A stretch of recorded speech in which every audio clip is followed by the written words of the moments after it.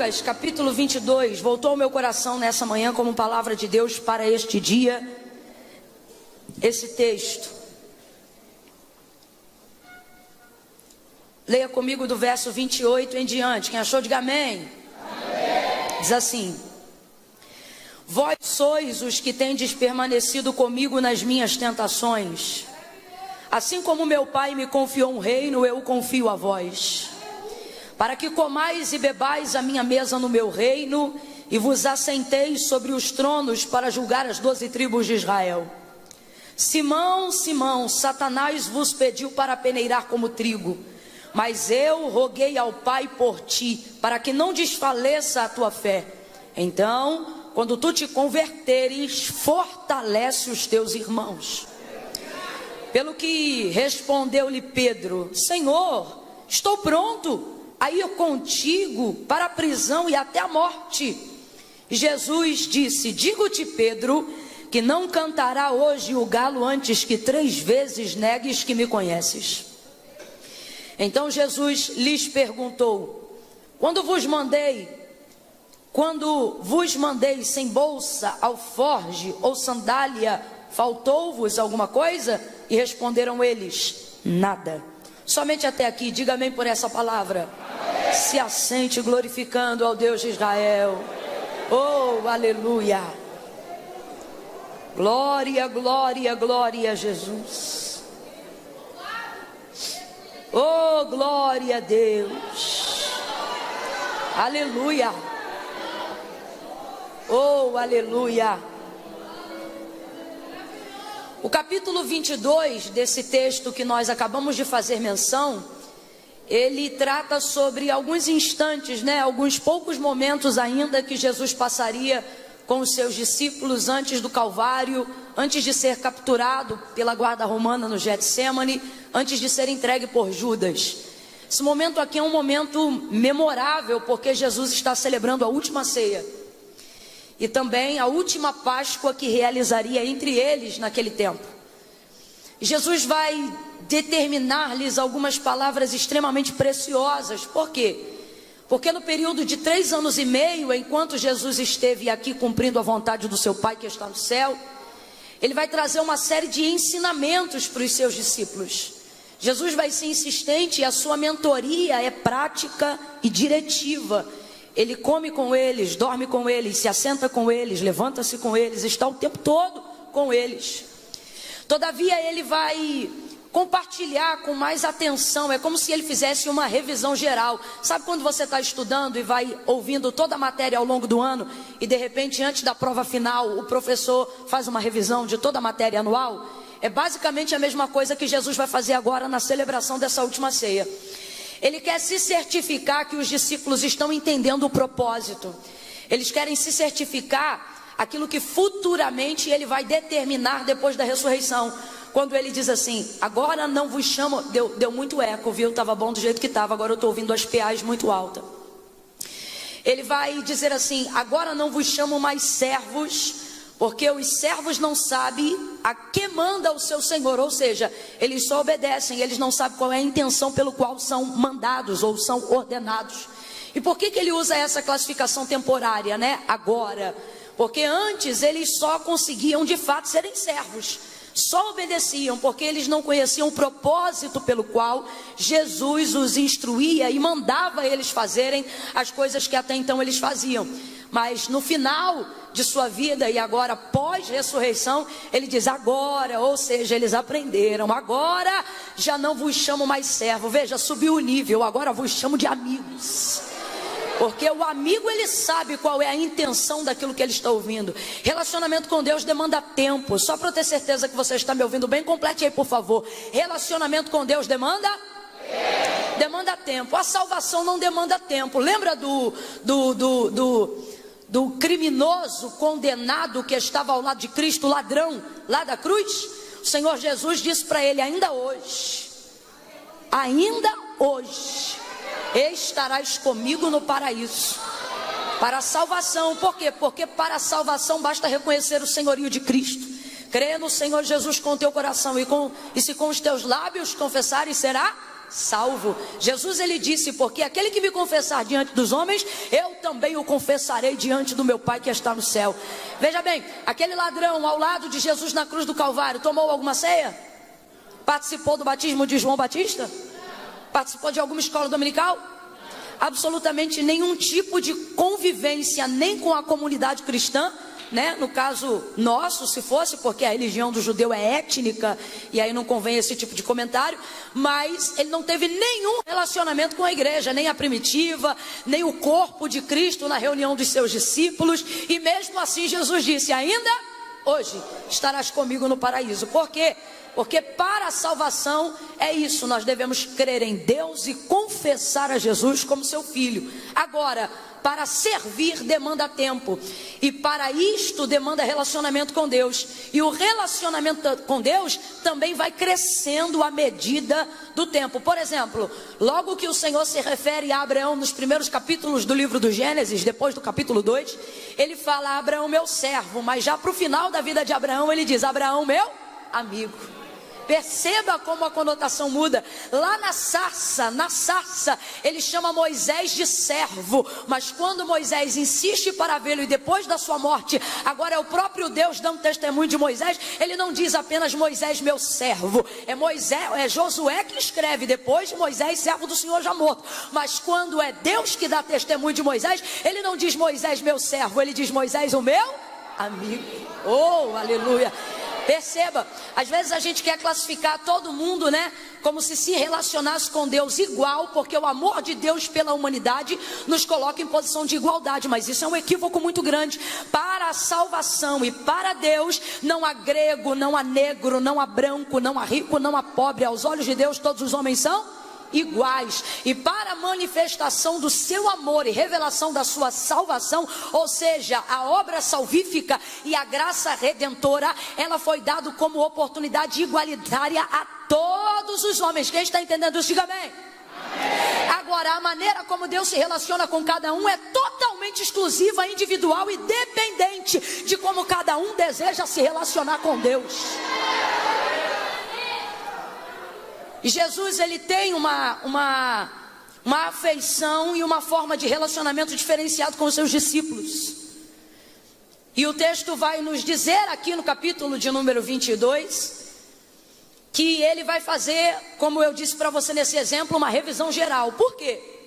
Porque ele quer ter certeza que os discípulos vão preservar a intenção do ensino, o propósito pelo qual ele esteve com eles nesse período de 3 anos e meio, porque agora o Jesus em carne e sangue não vai estar mais com eles, não só no período de 3 dias, mas também depois da sua ressurreição, porque aí ele vai se preparar 40 dias aqui na terra, e depois, segundo o relato de Atos dos Apóstolos capítulo 1, ele vai ser assunto aos céus.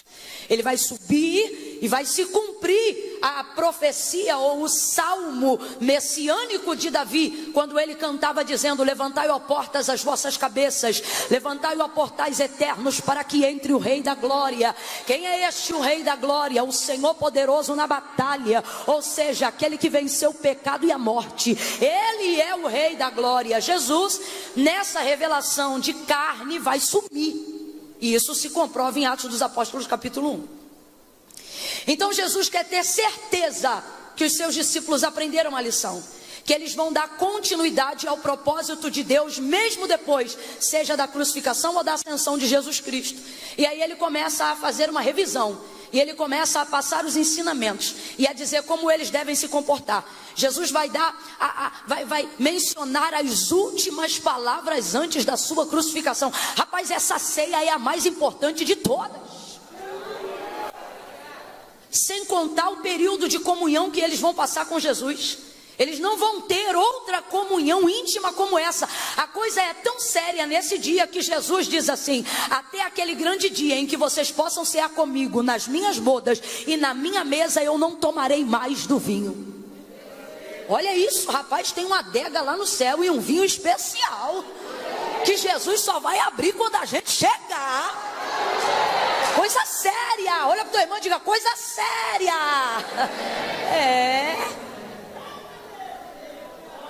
ele se compromete, ele se aliança com eles, e ele vai dando as últimas determinações.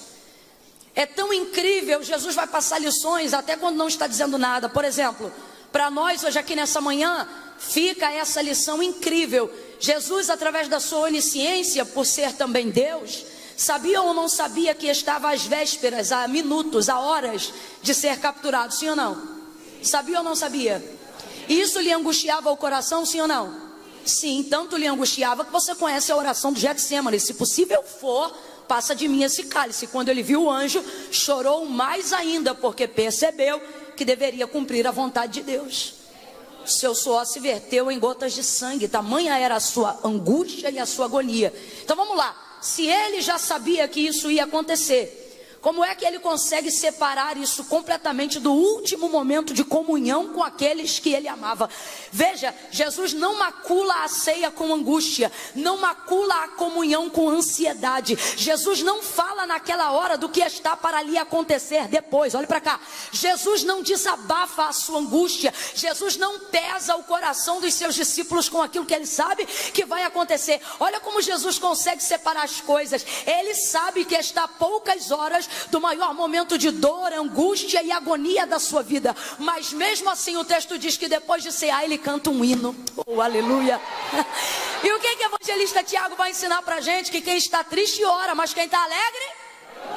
Então diga pra mim, apesar de saber tudo que vai lhe acontecer depois, ele está alegre agora, sim ou não? Sim ou não? Porque a gente precisa, assim como Jesus fazia, aprender isso, gente, a setorizar. Sabe por quê? Aquilo que eu tenho para fazer amanhã, não dá para fazer hoje, porque se fosse hoje não dava para amanhã. Então significa que todas as vezes que eu deixo o dia de amanhã macular meu hoje, além de eu não resolver o que eu tenho para amanhã, ele ainda me rouba a força que eu poderia acumular para resolver o problema de amanhã. Olha o que Jesus está ensinando para a gente, igreja: viva o hoje, setorize as coisas, se alegre agora. Eu sei que tem gente aqui na segunda-feira com uma demanda absurda. Eu mesma, eu fiz essa oração quando eu cheguei aqui. Eu disse: Deus, tira de mim essa ansiedade, porque eu me lembro das coisas que eu tenho para fazer no dia seguinte, e como o meu dia é muito agitado, parece que nunca vai caber na grade de horas que eu tenho. Aí isso vai às vezes me tomando de uma angústia, mas os meninos adorando, a igreja celebrando, e isso tentando me roubar. E eu disse: não, Senhor, não, tira de mim essa ansiedade. Eu quero fazer como o Senhor fez. Eu vou me alegrar hoje aqui. Sabe por quê? Porque hoje a minha preocupação não muda meu dia de amanhã, mas a minha adoração pode me dizer como eu vou enfrentar o dia de amanhã. Jesus vai viver esse momento com os discípulos. Sabe por quê? Porque ele sabe disso que eu já falei aqui, que o que ele pensar sobre amanhã ou sobre o que vai acontecer algumas horas não muda nada, mas a maneira como ele encara o agora prepara ele para como ele vai encarar o que vai acontecer daqui a pouco. Às vezes a gente deixa de viver, e às vezes a gente deixa de resolver problemas com mais graça, com mais entusiasmo, com mais alegria, não porque não temos capacidade, mas porque deixamos aquilo que está para acontecer depois atrapalhar aquilo que está acontecendo agora. Jesus não faz isso. O texto diz que depois ele canta um hino. Agora para por um instante, começa a imaginar, principalmente vocês que vão estar na ceia logo mais. Para imaginar a cena. Todo mundo assentado e comendo ao redor da mesa. Diferente de nós que comemos um pedacinho de pão e um pouquinho de suco de uva em memória, eu estou falando de uma refeição farta. Uma mesa com bebida, com comida, e todo mundo se alegrando. E se tem comida, a alegria fica muito mais fácil. Não é verdade? Os crentes falam: é verdade. Então preste atenção. Fora isso, aquele peso de glória. Quem já foi naquelas reuniões onde ninguém está falando em línguas ainda? Segura só um pouquinho aí. Onde ninguém está falando em línguas ainda, não estão nem cantando hinos, nem louvando, mas a conversa é tão direcionada que você vai sentindo que Deus está no ambiente. Você diz: Deus está aqui. É mais ou menos esse o clima e o ambiente que Jesus está inserindo os seus discípulos. E ele está falando e está ali. E aí agora, para completar, ele vai cantar. Pensa num culto onde o dirigente é Jesus, o pregador é Jesus e o ministro de adoração é Jesus. Não, pensa num culto. Pensa você saindo de casa agora pela manhã, alguém perguntando, vai para onde? Aí você diz, vou ver Jesus. Ué, mas por que não vou cear com ele hoje? E alguém, é mesmo, vai ser uma bênção, vai. E quem é o pregador? Jesus. Aí você diz, tá, mas quem dirige o culto lá? Jesus. Tá, mas quem é que vai cantar? Jesus. Eu não sei qual foi o hino que ele cantou, mas o texto diz que ele cantou, ele dirigiu, ele ministrou e ele cantou. E esse aqui é o único culto onde ele faz as três coisas e ninguém tem problema com isso. Porque ninguém quer substituir Jesus. Ninguém quer ser melhor do que Jesus. Tendo dito isso, pense nessa ceia. Foi poderosa ou não foi? Foi maravilhosa ou não foi? Imagina a cena, foi grandiosa ou não foi? Foi gloriosa, mas o texto diz que logo depois deles acabarem de cear, quando Jesus começou a prenunciar a sua ausência, rolou um pega pra capar, meu irmão. Houve forte discussão entre eles. Sabe o que isso significa? Que a veia do pescoço de alguém levantou. Que se alguém era branco, ficou vermelho enquanto falava. Forte, o texto diz. E houve entre eles forte discussão. Sabe por quê? Quando eles começam a imaginar a ausência de Cristo, rapidamente começam a imaginar quem então ocupará o lugar de liderança. Rapaz, isso aqui é um erro gravíssimo. Porque a cadeira que Cristo se assenta, ninguém se assenta. Existem pessoas que são insubstituíveis na nossa vida. Pedro futuramente lideraria entre os apóstolos e os ministros, mas isso não faz ele alguém que tenha o poder de substituir a Jesus. Porque substituição não fala de quem é melhor. Claro que se fosse esse caso, Jesus seria melhor. Mas substituição fala de cada um saber ocupar o seu lugar. Veja bem, existem coisas na nossa vida, pessoas que fazem coisas que elas fazem de um jeito tão especial que mesmo que outras façam melhores do que elas, a gente não quer substituir, porque como eu disse, não é a pessoa fazer melhor, é a gente se relacionar com aquilo que a pessoa faz. Por exemplo, comida de mãe. Tem gente que cozinha melhor do que a sua mãe, você sabe disso. Ainda mais que tua mãe não cozinha muito. Só que existem coisas que você só gosta de comer se for feito da mão da sua mãe. Significa que alguém não pode fazer o que ela faz? Não, alguém pode fazer o que ela faz, mas isso fala da relação que eu tenho com aquilo que tal pessoa faz. É a mesma coisa aqui. A discussão entre eles é incabida, indevida e imoral, porque duas verdades, e agora eu não falo só sobre Jesus, mas sobre qualquer cargo de liderança na terra. Quando você sabe que uma cadeira de liderança será desocupada, antes de saber quem vai ocupá-la, primeiro você deve chorá-la. Primeiro você deve sentir falta. Primeiro você deve pranteá-la. O jargão popular no mundo que diz rei morto, rei posto, ele é indevido acerca da maneira como nós devemos nos relacionarmos com as pessoas aqui na terra. Mas acima de tudo, ele é indevido na maneira como nós nos relacionamos como Deus que está no céu. Aleluia. Quando Jesus se ausenta de uma região, a gente não pode saber quem vai substituí-lo. A gente só pode, o melhor que podemos é imaginar como é que cada um vai fazer bem e vai ocupar o seu lugar. E aí, meu irmão, começa o pega pra capar e eles começam a brigar e começam a discutir. E a coisa vai ficando complicada. Aí Jesus tem que entrar e apertar. Aí Jesus vai apertar e ele tem um poder de síntese fora do comum. Jesus, ele resolve coisas complexas com frases curtas.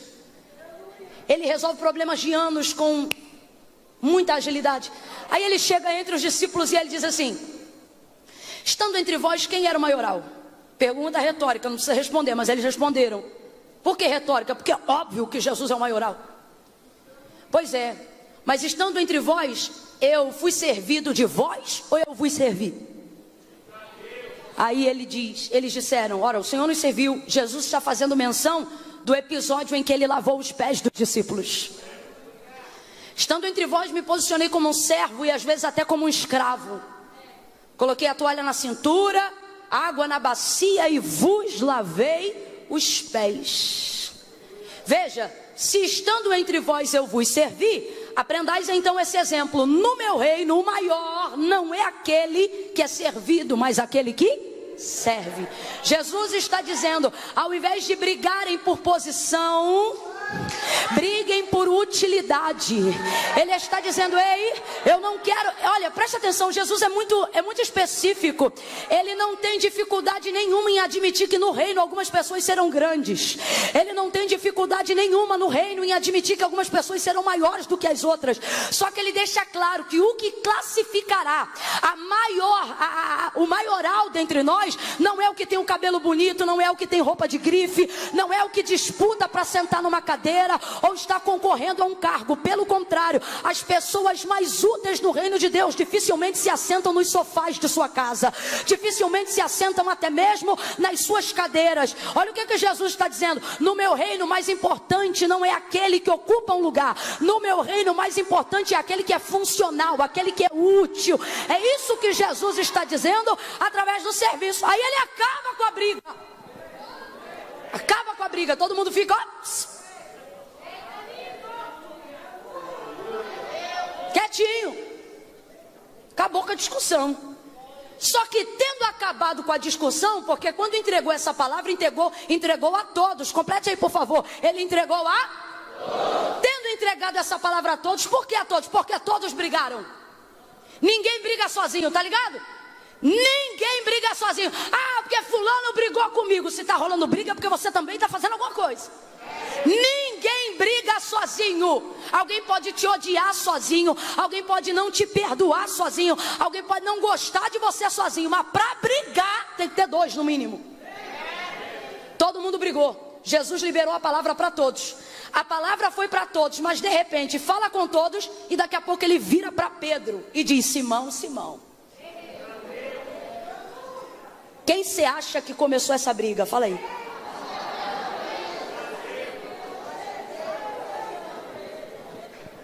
São 12, o traidor já saiu. O fleumático não gosta de levar briga. Agora sanguíneo, irmão. O sanguíneo ele se mete em briga que nem é dele. Eu já vi muito sanguíneo em fila de banco. O que foi aí? O que tá vendo? Sanguíneo é terrível. Você sinceramente acha que é coincidência Jesus acabar com uma discussão e imediatamente virar para Pedro e dizer: Simão, Simão,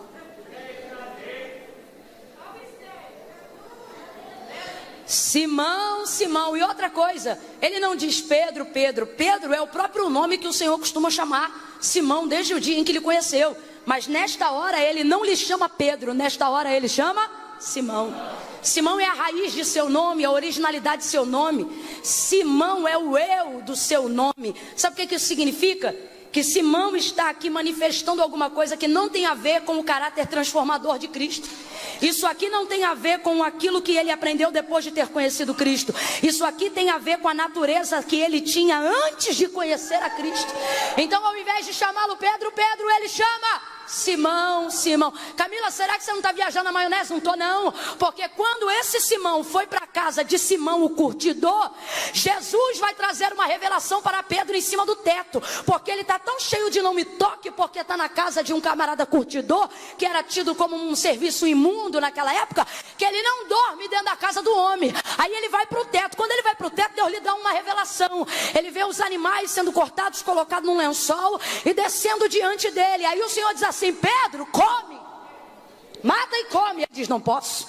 Aí o lençol enrola, sobe, depois desce de novo. Ele diz: Pedro, come. Aí o lençol enrola, ele diz: não posso, sobe de novo. Aí desce a terceira vez: Pedro, come.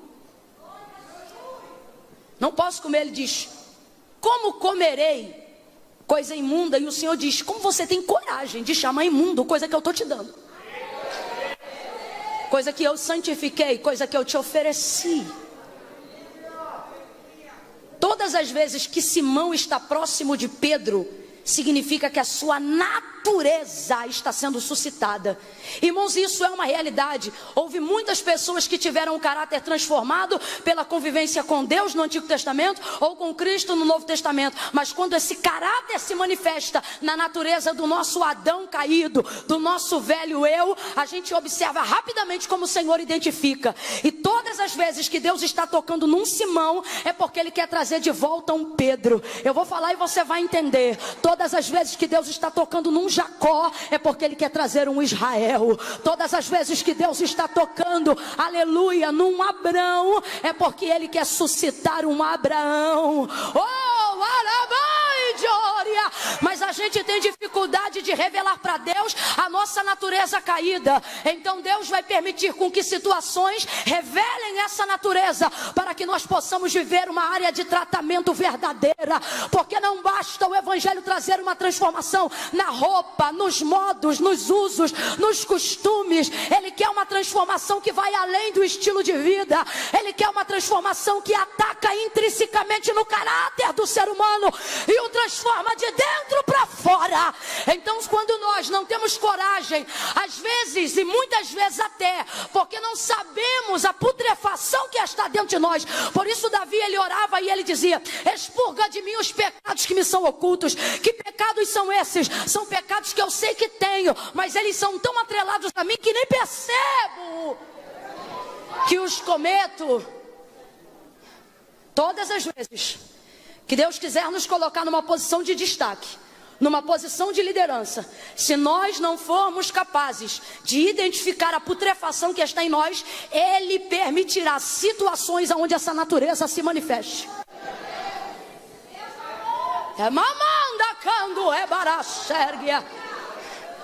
Tem dias que a gente sente vergonha do Espírito Santo, vergonha do que falou, vergonha do que pensou, vergonha do que fez.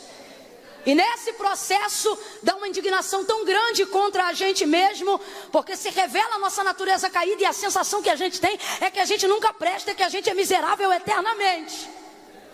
Mas é um jeito de Deus permitir para que a natureza do caráter que ainda existe se manifeste, para mostrar que o velho eu não está tão morto como deveria estar. Oh, eu vejo o Senhor nesta manhã tocando em alguns Simões aqui. Oh, eu vejo o Senhor nesta manhã tocando em alguns Jacóis aqui, para trazer a revelação que combina com o futuro que Deus preparou para você. Ele vira então para Pedro e diz: Simão, Simão, Simão, Simão. Duas vezes, por quê? Para despertar. Quando você percebe que alguém não está te ouvindo, você chama de novo: Simão, Simão, Satanás te pediu para cirandar. Cirandar que é peneirar, como trigo. Mas eu roguei ao Pai por ti, para que não desfaleças a tua fé. Então, quando tu te converteres, acabou de tomar ceia.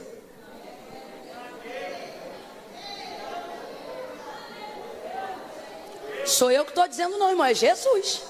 Tomou a ceia, mas você já entendeu, né? Está convertido? Está com medo de falar porque vai tomar a ceia hoje à noite, né? Não sou eu, vou falar de novo, é Jesus. Quando tu te converteres, acabou de tomar a ceia, responde para mim, está convertido? Não. Tá com medo ainda? Simão está convertido? Ah, tomou ceia. Porque não é um cálice e um pão que ditam a nossa conversão. Não é de fora para dentro, mas é de dentro. Quando tu te converteres, fortalece os teus irmãos. Duas verdades Deus está entregando para Pedro. A primeira: Pedro, você ainda não está completamente convertido. Por isso eu roguei ao Pai para que sua fé não desfalecesse, porque se você for tentado, peneirado pelo diabo agora, eu te perderia. Por quê? Porque você não está pronto. Complete aí, por favor. Você não está? Não está pronto porque não está completamente liberto, não está completamente convertido, não está completamente entendendo qual é a vontade de Deus para a sua vida. Então eu roguei ao Pai por ti para que não desfaleças a tua fé. Basicamente o que Jesus está dizendo na primeira verdade é: Pedro, eu acabei de te dar um livramento, porque eu reconheço que você está comigo, come comigo, anda comigo, mas ainda não está pronto. Ainda não está pronto. O que Pedro deveria fazer ao ouvir isso? Senhor, muito obrigada. Que livramento. O Senhor me livrou das garras de Satanás. Porque o Senhor me conhece. Se Satanás então me confrontasse, me tentasse agora, eu estaria perdido. Mas o Senhor, Jesus, muito obrigada. Só que Jesus também ministra uma palavra de esperança na mesma palavra. Ele diz assim: mas quando tu te converteres... Rapaz, olha o que ele está dizendo. Você não está, mas quando ficar, você vai ficar tão bom. Pedrão, você vai ser tão crente, tão crente, tão crente, tão crente, que aí você não vai arrumar problema com os outros, não. É os outros que vão querer estar com você, porque sua fé será tão genuína que poderá ser compartilhada. Sua fé será tão genuína que poderá ser admirada. Sua fé será tão genuína que poderá ser inspirada para outras pessoas. Jesus está dando para Pedro uma palavra de atenção. Está dizendo para ele: se liga, hein? Está te cirandando. Ele deveria dizer: obrigado pelo livramento, Senhor, eu vou vigiar. Mas não, olha como ele responde: estou pronto. Não sou eu, é ele.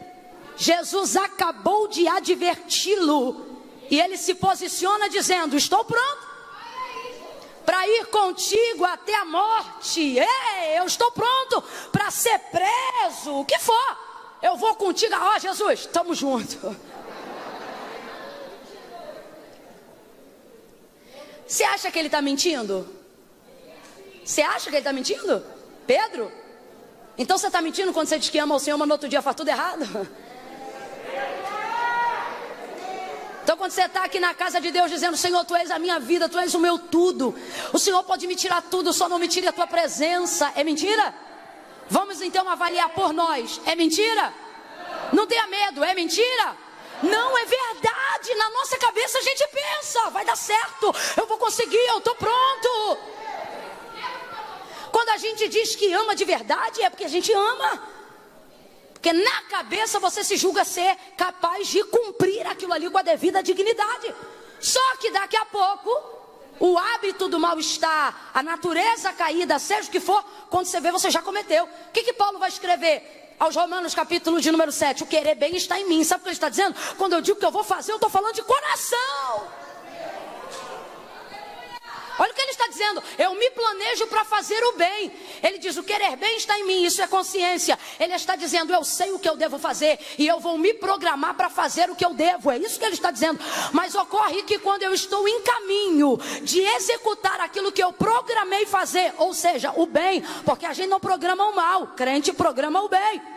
Eu vejo que eu cometo o mal, aí ele fica indignado consigo mesmo e ele diz: miserável!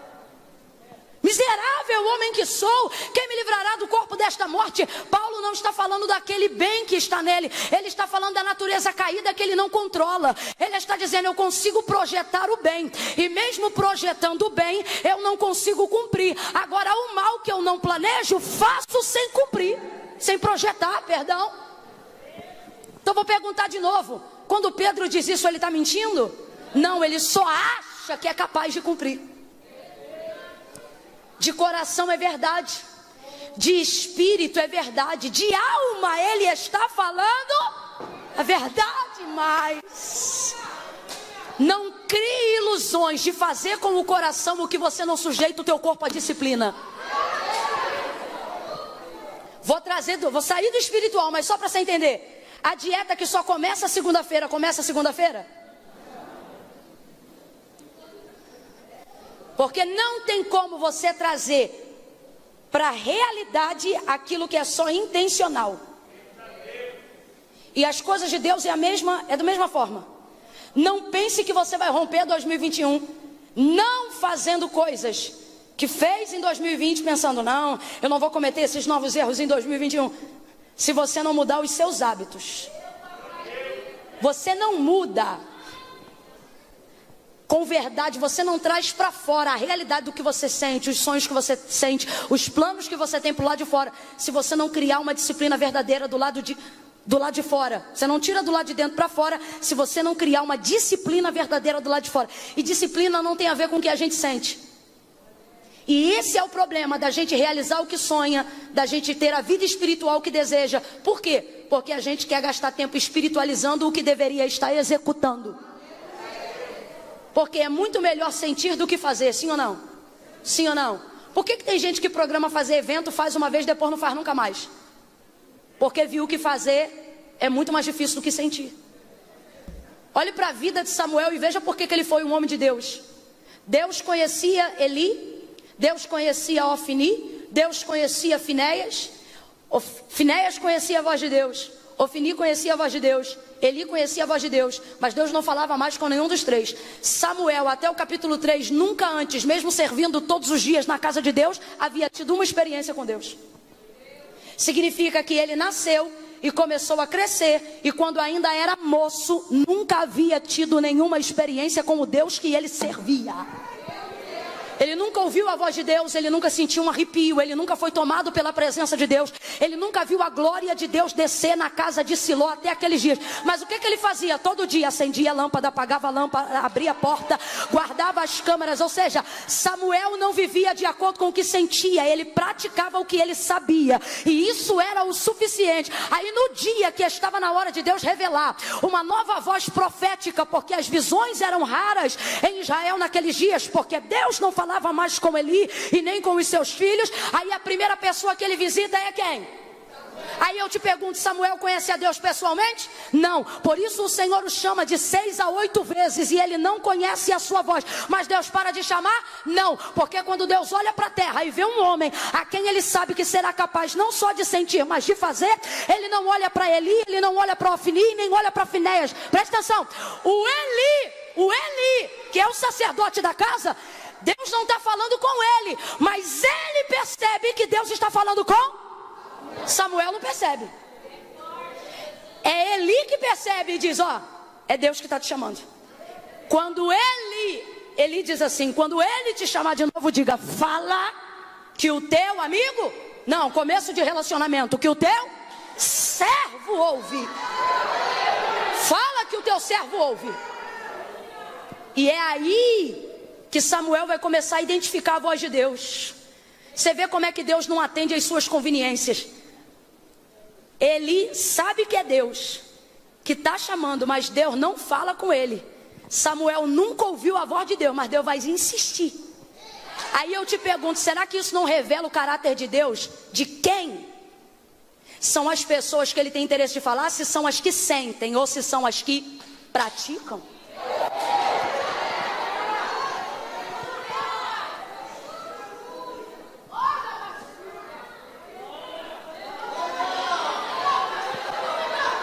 Olha isso. Olha isso. Pedro sente, quando ele diz, eu vou contigo. Até ele não está mentindo. Ele está fazendo igual a gente quando faz promessa e não cumpre. Pare de zombar de Pedro. Você conhece essa história? Essa semana eu vou começar um jejum. Quando você lembra do jejum depois que tomou café, você, meu Deus, era essa semana que eu ia começar. Não é, gente? Gente. Vamos falar a verdade? Então ele não está mentindo. Mas só que Jesus sabe que ele não está pronto. Veja, eu não disse Jesus acha, eu disse Jesus sabe. Quando Deus emite algo ao nosso respeito, não entre em embate com ele, não é uma opinião, é ciência. Ele sabe. Ele sabe. Pedro, você não está pronto. Só que Pedro diz, estou pronto.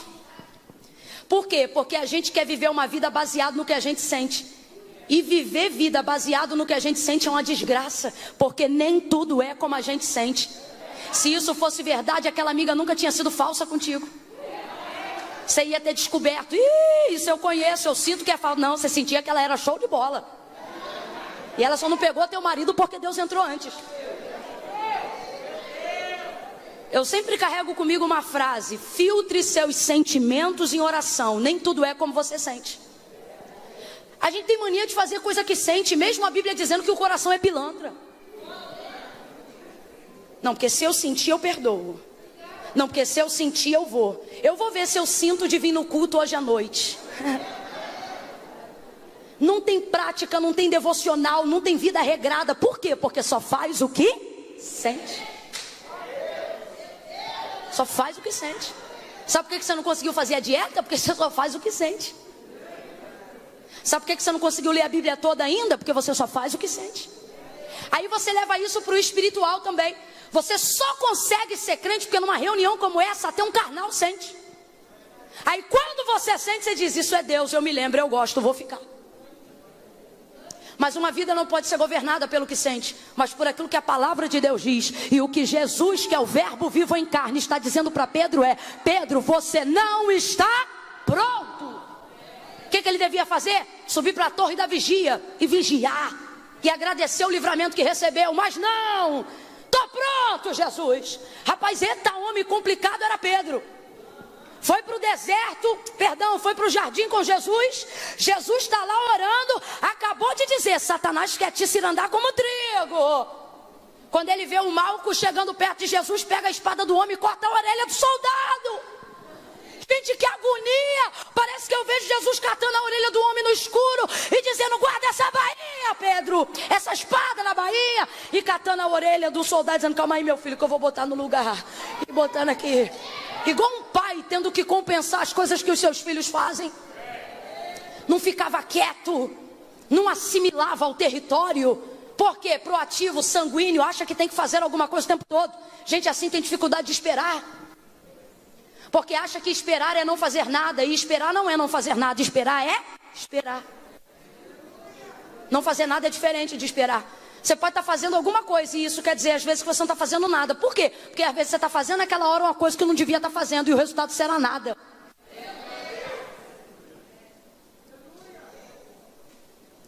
Se Pedro é trigo e ele mesmo é comparado ao Senhor como trigo, então que deixe cair na peneira, mas Deus não deixa. Jesus não deixa. Abre a sua Bíblia lá em Mateus capítulo 13 agora, faça isso. Os crentes que ainda têm Bíblia de papel, abra aí. Mateus capítulo 13. Porque a coisa está tão séria que um dia a gente vai chegar aqui e vai ter que dizer, vamos abrir os nossos iPads sagrados? Normal. Eu gosto do livro, eu particularmente gosto do livro. Capítulo 13 do Evangelho de Jesus, segundo escreveu Mateus. Verso 24, quem achou, diga amém. Propôs-lhe outra parábola, dizendo, o reino dos céus é semelhante ao homem que semeia a boa semente no seu campo. Mas enquanto os homens dormiam, veio o seu inimigo. Quem veio, gente? E semeou o joio no meio do trigo e retirou-se. Quando a erva cresceu e frutificou, apareceu-lhe também o joio. Então, indo ter com ele os servos do pai de família, lhe disseram, Senhor, não semeaste tu no campo a boa semente? Como então está cheio de joio? E respondeu-lhes ele, um inimigo é quem fez isso. E disseram-lhe os servos, queres que vamos lá e arranquemo-lo? Porém ele lhes disse, não. O que o Senhor disse, gente? Qual é a palavra, gente? Abre essa boca bem grande que isso vai ser importante. Qual é a palavra? Não. O Senhor disse, não. Não quero, eu não quero que vocês façam isso. Para que ao colher o joio não arranqueis também com ele o trigo. Deixai crescer ambos juntos até a ceifa. E por ocasião da ceifa dizei aos ceifeiros, colhei primeiro o joio, atai-o em molhos para o queimar. E então colhei o trigo e recolhei-o no meu celeiro. Diga amém por essa palavra. Camila, o que isso tem a ver com Pedro aqui no capítulo 22 do Evangelho de Jesus? Segundo escreveu Lucas, tudo a ver. Porque não somos nós, é Jesus que compara a vida humana ao trigo. Quando ele fala da salvação e das almas que vão para o céu, ele diz, olhai para os campos. E veja como eles já estão preparados para a ceifa. E que campo? Jesus estava apontando para o campo de trigo, que dá aquela coisinha branca, aquela florzinha para mostrar que já chegou a hora da colheita. Como é que cresce um galho de trigo? Um ramo de trigo cresce como? Basta uma semente de trigo. Por isso Jesus vai usar essa comparação para falar da multiplicação, 30, 60 e até 100 por 1. Sabe o que isso significa? Que se você plantar uma sementinha de trigo, sabe aquelas espiguinhas? Quem já viu aqui um galinho de trigo, levanta a mão. Nem na ceia já viu aquele sequinho que botam para enfeitar? Então vou perguntar de novo. Quem já viu um galinho de trigo, levanta a mão. Na televisão, qualquer lugar. Quem não quer levantar a mão, levanta a mão. Então veja bem, cada gominho, ou melhor, cada ramo daquele a gente chama de espiga. Qual é o nome do ramo? Espiga. Cada espiga daquela tem um gomo. Cada espiga tem um gomo, que é uma bolinha. Cada bolinha daquela tende a carregar uma semente. Então, se você planta uma semente de trigo, se ela der pouco, ela vai te devolver 30 de volta. Se ela te der pouco, ela vai te devolver 30. Se ela for robusta e o ramo pesar, ela te devolve 60. Se ela for esmagadora, o bichinho enverga, porque ela dá 100. Com uma semente. Esse é o poder do homem. Poder da sua multiplicação, poder do seu crescimento. Deus fez a humanidade povoando a terra? Não, Deus criou um homem. Lhe deu uma mulher. Ah, Camila, mas aí quebra o diálogo, porque são dois. Não, aquilo que eles podiam fazer precisava de dois, mas o texto diz o tempo todo: homem e mulher serão uma só carne. Na condição de Deus precisou de mais para povoar a terra inteira? Adão e Eva foram o suficiente, sim ou não? Todas as vezes a Bíblia trata, muitas vezes, e o próprio Jesus, o trigo como a alma do homem, como a multiplicação da humanidade. Aí veja, o trigo no mundo fala sobre a vida do homem no mundo. O Senhor, o dono do celeiro, o dono do trigo, os servos, os que trabalham na sua obra, nós que o servimos. E o trigo as almas, vai ouvindo aí. Aí olha o que ele diz, que ele deu a boa semente. Quem lembra? Qual é o nome da boa semente? A boa semente é o trigo. Meu Deus, fala, senão eu vou me rasgar todinho aqui. A boa semente, qual é? O trigo. E qual é a semente que o inimigo planta? Então, se o trigo é bom, o joio é ruim, mal. Aí o Senhor entrega a boa semente, os servos vão lá e plantam. Só que o texto diz que chegando à noite todos dormiram depois de um dia de trabalho. Isso fala da impotência da humanidade ante algumas coisas na vida. Você pode ser crente até o tutano e educar o teu filho nos caminhos do Senhor, mas no final da vida você não pode mexer no coração dele e nem mudar a personalidade dele. Isso fala do sono. O que é isso? Existem coisas que ele vai fazer que você não vai ver, lugares que ele irá e você não poderá acompanhar. O sono fala sobre a impotência da nossa vida. Você acha que a fome é forte? Forte é o sono. O sono é imparável, incontrolável. É um dado estatístico real. A maioria das pessoas que sofrem acidente, não por imprudência e nem por embriaguez, sofrem por sono. E a maioria das pessoas que morrem porque dormiram ao volante, morrem a poucos quilômetros de casa. Por quê? Porque elas acham que por estarem em casa vão aguentar o sono e não aguentam. Acham que conhecem o caminho e vão aguentar o sono e não aguenta, porque o sono é forte. Por isso algumas pessoas dizem que assim como a morte, o sono também é forte.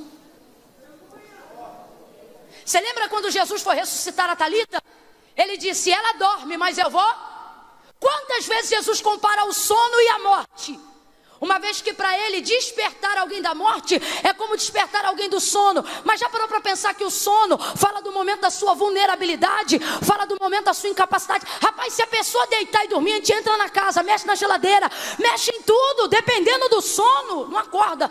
Eu já ouvi história de gente que morreu queimado, a casa pegou fogo e só percebeu depois que já estava carbonizado, todo queimado, não deu tempo de socorrer. Às vezes morre pela inalação da fumaça. Não deu tempo de acordar porque o sono é forte. Quantas crianças nós ajudamos no sertão da Bahia, extremo norte do país, nordeste da nossa região, que a única maneira da mãe tentar controlar a fome da criança é dizendo, dorme que passa.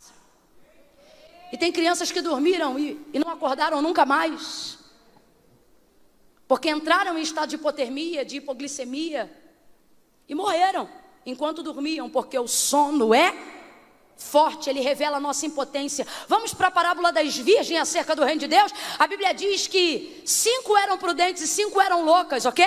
Mas quantas dormiram? Todas. É isso aí. Todas dormiram, porque o sono é para...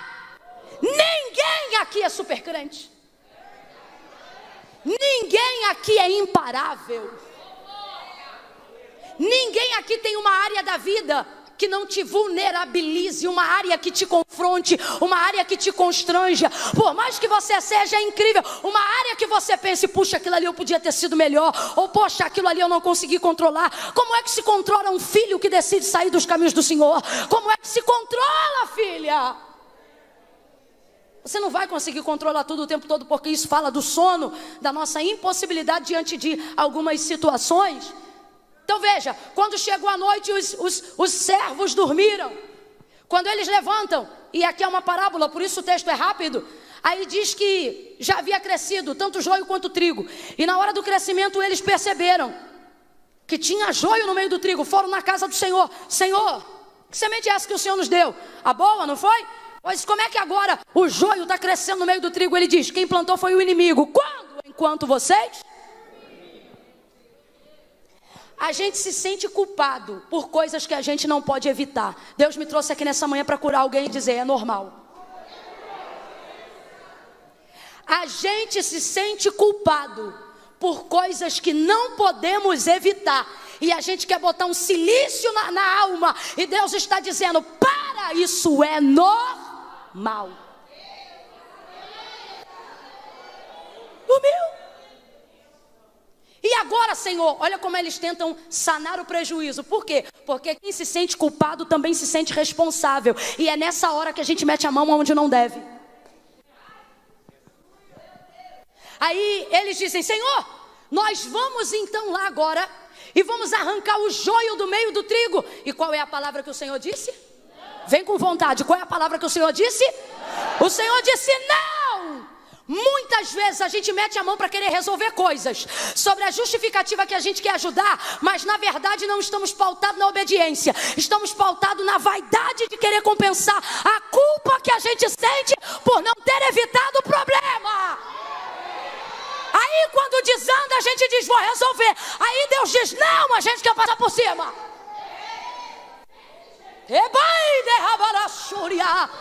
Acho que alguém pensou que ia ser uma manhã do manto, mas Deus disse, não, hoje você vai saber primeiro para sentir mais tarde. Quer manto, vem à noite. Hoje vai ter uma instrução poderosa. Deus está organizando pensamentos nesta manhã. A palavra do Senhor é não. Temos dificuldade de entender o não do Senhor quando vemos em nossas mãos poder para arrancar o que a gente não plantou.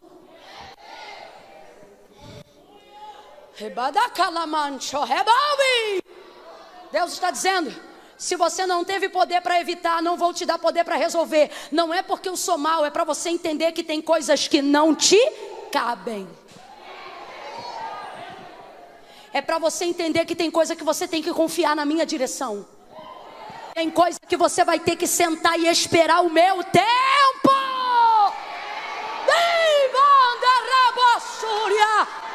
Olha para alguém e diga, Deus vai te fazer sentar. Tá fraco? Diga, Deus vai te fazer sentar. Olha para ele ou para ela e diga, não é castigo, é espera, é direção. Ele está dizendo, você vai aprender a andar na minha direção.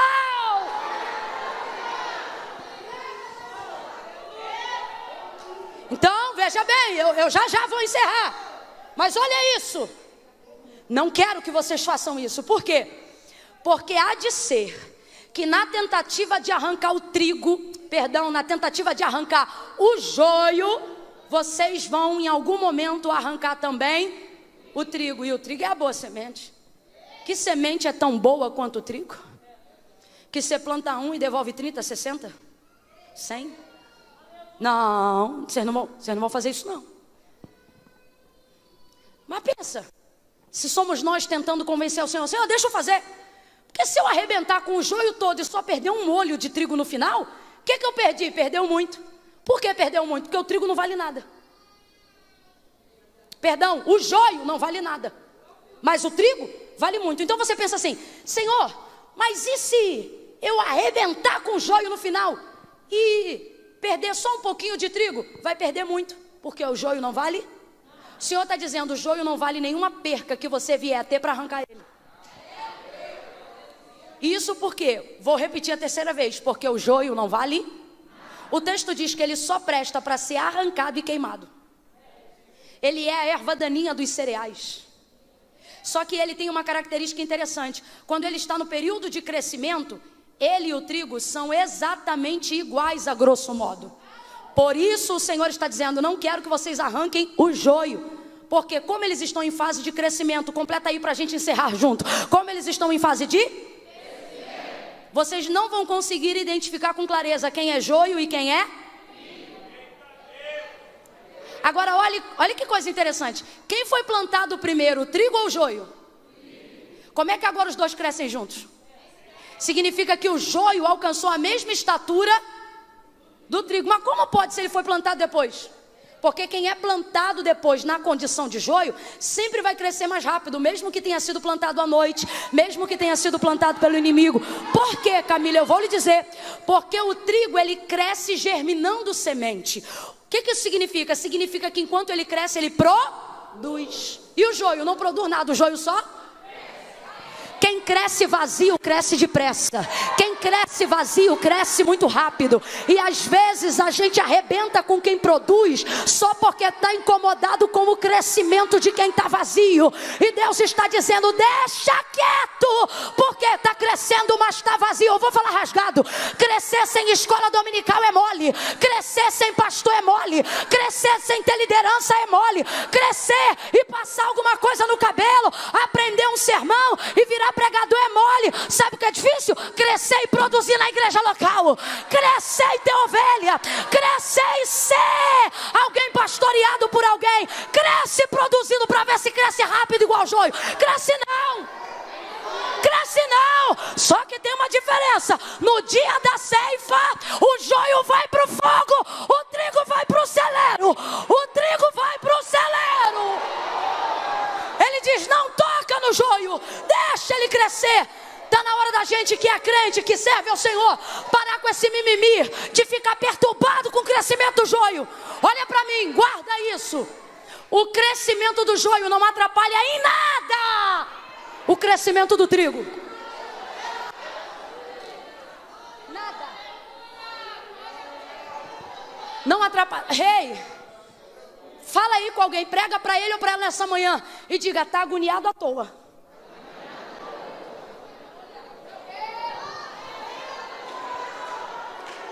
Ops, o trigo não para de crescer a despeito do crescimento do joio.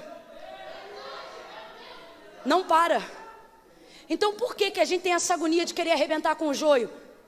Mesmo correndo o risco de, ao arrebentar com o joio, arrebentar o trigo também e no final ainda se sentir, viu? Mas eu desmascarei. Desmascarou, mas quantas famílias saíram da igreja por causa desse escândalo que você trouxe? Você acha o quê? Não, porque eu sou profeta da verdade. Tem muita gente aí fazendo o que Deus não mandou. Porque acha que, porque alguém tem que falar. Eu vou falar bem falado, tá? Tem muita gente que governa a sua vida dizendo, porque alguém tem que falar. E a pergunta é, e quem disse que quem tem que falar é você? Eu sei que enquanto eu ministro essa palavra, a impressão que dá para quem é servo, porque servo quer resolver, mas servo de verdade quer obedecer. Saul se dizia servo e para resolver ele disse, vamos queimar. E Deus disse para ele o quê? Por intermédio de Samuel. Então quer dizer que agora Deus se compraz mais em sacrifício do que em obediência? Você quer dar uma de profeta e Deus está dizendo, se me obedecesse me agradava mais. Você quer dar uma de que tem que trazer o dossiê dos pecados do fulano. E o Senhor está dizendo, você acha que eu não vejo os pecados do fulano? Não, não porque eu estou cheio de print. Não porque eu vou provar. Mano, se Deus falou não mete a mão nisso. Aí alguém vai dizendo assim, Camila, vigia você, eu estou pregando a Bíblia. Alguém diz, vigia? Porque está parecendo que você quer proteger o joio, não é? É que você está tão focado no joio que não percebe o perigo que o trigo vai passar. Presta atenção nisso aqui. A gente está tão obstinado a querer fazer o que a gente quer, que não percebe o desdobramento do que aquilo vai causar. Quando o Senhor ele diz não toca no joio, não é porque ele tem relacionamento com o joio. Quando ele diz não toca no joio, é porque ele quer proteger o... Porque o joio hoje não vale nada e amanhã não valerá nada. Mas o trigo que hoje é pequeno, um dia vai produzir 30, 60 e 100 por 1. Então olha a preocupação do dono da terra. E deixa eu te colocar no teu lugar e me colocar no meu lugar também. Irmão, a gente pode querer ajudar a obra de Deus, a gente pode querer fazer tudo para a glória de Deus, mas no final a terra é dele, a terra é do dono, a igreja é do dono, o Senhor é o dono, a gente é só servo, a gente só faz o que Deus quer. Está na hora da gente entender isso. Aí veja isso. Não toca. Por quê? Porque o joio não vale nada hoje, não vai valer nada amanhã.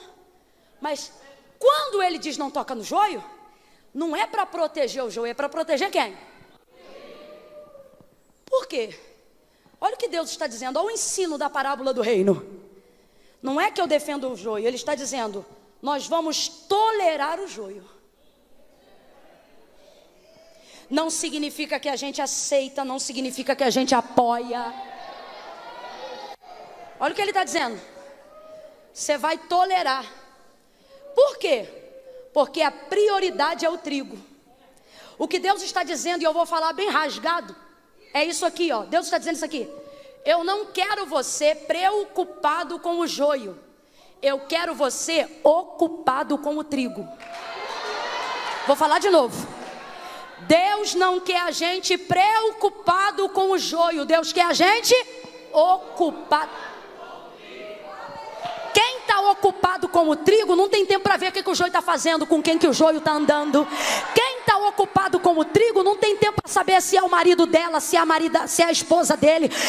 Meu irmão, quem está ocupado com o trigo não fica na madrugada soltando a barra de rolagem para dar print no direct, para levar a fofoca para o vizinho. Quem está preocupado com o trigo está visitando os hospitais, está entrando no cárcere, porque lá dentro tem trigo também. Deus está dizendo, o problema é que quando eu quero proteger o trigo, vocês acabam pensando, como é que vai cuidar daquilo dali? E quem é que vai resolver aquilo dali? Lembra quando Pedro, volta para Pedro, Pedro disse assim, olha, no dia em que o Senhor ressuscitou, veio ter com ele e disse assim para ele depois de um tempo, Pedro, tu me amas? Ele disse, eu te amo.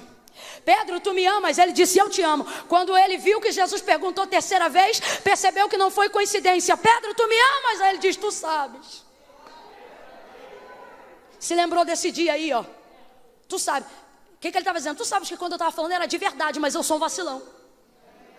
Igualzinho a gente quando chega a Deus, tu sabes. Aí ele diz assim, então apacenta as minhas ovelhas. Chegou a hora que ele ficou convertido de verdade. O Senhor está colocando ele por cima porque está vendo. Primeiro, agora ele admite. Olha o que ele diz, apesar de, então admite os erros. Normalmente quem está pronto, quem acha que não está pronto. E o que às vezes não está pronto, ele diz, deixa eu ir, eu vou, eu estou pronto. Quando ele chega a essa consciência, aí o Senhor não o disciplina, o promove. Apacenta as minhas ovelhas.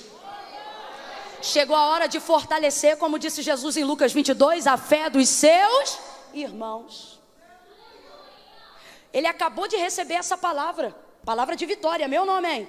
Só que João está do lado dele, vendo ele ser exortado não, admoestado pelo próprio Senhor, enquanto confronta a negativa das 3 vezes no dia da crucificação. Aí ele fica constrangido, e sanguíneo constrangido revela constrangimento com raiva, e não com bochecha vermelha. Aí ele diz assim, e acerca deste aí, ele está indignado de ver Jesus falar com ele o que falou na frente de João. Aí ele diz, e esse aí, mano? Aí Jesus vai dar uma taca nele. Jesus diz assim, acerca deste aí, porque Pedro está dizendo, o que ele está fazendo aqui? Aí ele diz assim, acerca desse aí, e se eu quiser que ele fique aí até que eu volte, que te importa? Vai e segue o teu caminho. Olha isso. Não que João seja joio, mas só para você entender, todas as vezes que Deus entrega o atributo do que a gente tem que fazer, a gente tem que se ocupar com o que a gente tem que fazer, e não com o que a gente acha que o outro deveria estar fazendo. Quem gere e administra a própria vida de verdade não tem tempo para ficar tomando conta da vida dos outros naquilo que não lhe cabe. É basicamente isso que Jesus está falando com Pedro. Volta para a parábola e eu encerro em Lucas 22, porque eu não sou doida. Olha isso. Não toca. Ele está dizendo, ei, Não quero você preocupado com o joio, eu quero você ocupado com o trigo. Quem entendeu, diga amém. Amém. E por que então compara ele ao trigo? E Camille, se ele é trigo, por que então Deus não deixa ele ser peneirado, se o destino do trigo é cair na peneira? Porque o próprio Jesus diz que ele não está, mesmo sendo trigo, mas não está pronto. Por que não está pronto? Porque funciona assim o crescimento do trigo. Jesus sempre usava uma linguagem de agricultura, porque era com aquilo que eles trabalhavam. Mas hoje, na era moderna, a gente tem que explicar. Quando o trigo ele nasce, quem está me ouvindo, diga amém. Amém. Quem aguenta mais 15 minutos, diga aleluia. Aleluia. Quando o trigo começa a crescer, primeira coisa, na fase do crescimento, ele e joio são extremamente parecidos, exatamente iguais. É por isso que tem gente que você olha e você diz, é joio. E Deus diz, não é, é porque está novo. Trigo novo é igual joio. Na aparência. Você olha para Pedro antes da conversão completa e você diz, só pode ser joio. Rapaz, se a gente tivesse brincando, aquela brincadeira antiga de detetive, que tem que descobrir quem é o assassino. Vamos agora supor que a gente está brincando essa brincadeira na última ceia. Aonde não é assassino, é o traidor. Duvido que todo mundo não ia dizer, só pode ser Pedro, faz besteira direto. Só pode ser ele, é sanguíneo, destemperado. Mas não era. Por quê? Porque a gente olha o trigo novo e acha que ele é. Porque na fase de crescimento eles são. Por que eu estou falando isso? Porque enquanto eu estou ministrando essa palavra, tem alguém aqui ouvindo e fazendo a lista de joio. Fulano, joio. Ciclana, joio. Joio. Olha aí como é que Deus está falando com joio. Joio. Fulano. Deus está dizendo para alguém, pega essa caneta e esse papel mental e começa a riscar todo mundo que você botou no lado do joio. Porque Deus me trouxe nessa manhã para te dizer, e se eu te disser que ele não é joio, é trigo novo? E se eu te disser que ela não é joio, ela é trigo novo? Eu vou falar bem abertamente. Sabe essa pessoa que está te dando dor de cabeça? Deus me trouxe nessa manhã para dizer, é trigo novo. Sabe este filho que Deus falou que vai ser doutor, mas ele só tira a nota vermelha? Você diz, só pode ser joio. Deus está dizendo, não é trigo novo. Sabe esse ministério seu que eu vou desembaraçar o caminho? Você diz, Camila, só pode ser de joio, porque está tudo atravessado. Deus está dizendo, não está, é porque é trigo novo e acha que é joio, mas é trigo. Olha para alguém aí agora e ministra para ele ou para ela e diga, você é trigo, você é trigo, você é trigo. Pode ser novo, mas é trigo. Pode estar dando trabalho, mas é trigo. Pode ser precoce, mas é trigo. Pode ter cortado a orelha de alguém, mas é trigo. Pode ter caído, mas é trigo. Pode ter pecado, mas é trigo. Tem uma chance.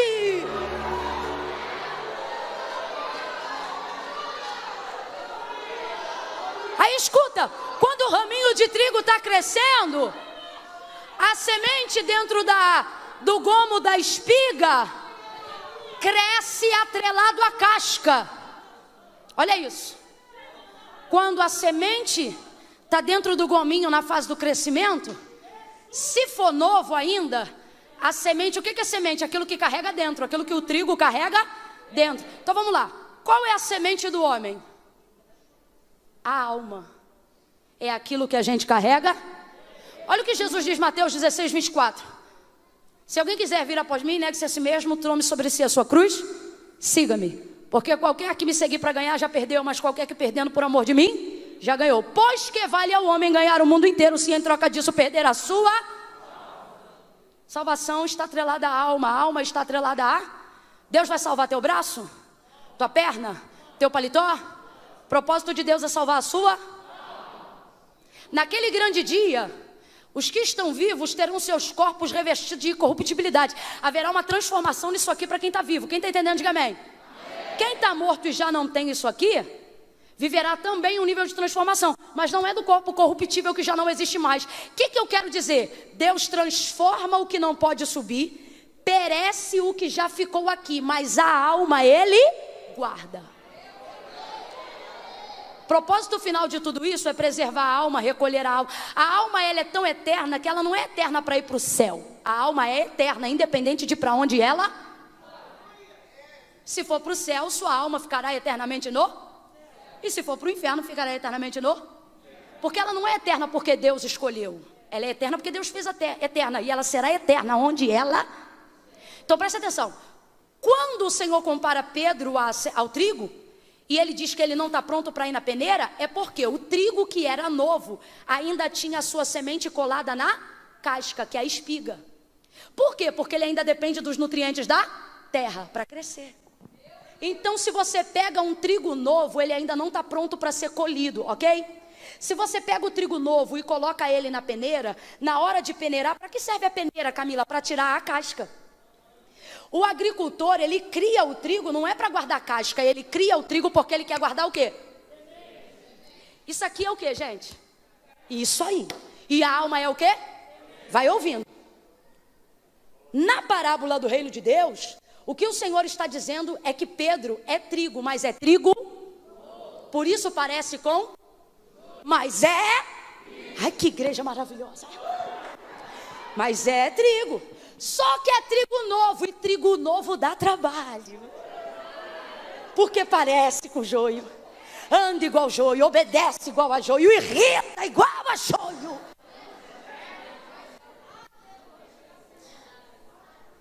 Mas é trigo. É trigo. Tem gente que você olha, você diz, só pode ter sido o capeta que plantou, e o Senhor está dizendo, não é. É trigo. Sabe por que a gente tem que ver que é trigo? E sabe por que a gente não tem que se meter com joio? Quando os servos na parábola tentam colher o joio e o Senhor da parábola diz não, o que Deus está dizendo é o seguinte, você não pode quebrar um princípio. Qual é o princípio? Aquilo que o homem planta, isso o quê? O que ele é que ele vai colher. Quem plantou o joio? Então quer dizer que agora ele planta e eu colho. É isso que acontece quando nós nos metemos em coisas que não nos dizem respeito. Ouça isso. Ouça isso. Quando a semente, então, do trigo vai crescendo dentro da espiga, por ser ainda muito novinha, ela precisa dos nutrientes da terra. É a única forma de crescer, utilizando os nutrientes da terra. Então, para crescer, ela precisa estar atrelada à casca, porque a casca pega na terra, a raiz, o tronquinho, e aí isso busca nutriente. Então, enquanto está atrelada, é como se fosse o cordão umbilical do trigo. Ok? Se você pega um trigo novo, colhe ele antes do tempo e joga na peneira, e foi por isso que Jesus pediu ao Pai, não deixa ele ser provado agora. Jesus estava dizendo o quê? Que aparentemente ele era um homem adulto, barbado e crescido, mas ainda era novo no que tange ao entendimento da sua alma. Por isso a preocupação, entre aspas, de Jesus em orar ao Pai. Veja isso, Satanás já estava pronto, mas ele intercedia ao Senhor. E ele dizia, Pai, não deixa. Por que ele está fazendo isso? Porque ama Pedro? Sim, mas acima de tudo porque ama o investimento que fez em Pedro. Vai ouvindo aí. Então quando você pega um trigo novo e coloca ele em cima da peneira, a peneira serve para pegar a casca que já foi craquelada e amassada da espiga do trigo. Quando aquela... Quem aqui já ficou com cutículazinha para o alto, assim, ó? Que quando pega na roupa, desanda tudo. Quem já ficou? Não tem unha, não? Pegava-se as sementes naqueles dias, craquelava elas no chão. Não abria, craquelava. Depois que ela já estava craquelada, jogava na peneira e pegava a peneira. Vamos supor que é uma dessa igual a gente usa no Brasil para peneirar areia e terra. Quem já peneirou alguma coisa aí? Meio metro de terra, 1 metro de pedra, glória a Deus. Tem galera que peneira a primeira vez, né? Aquela coisinha. Aí tem outros que já são...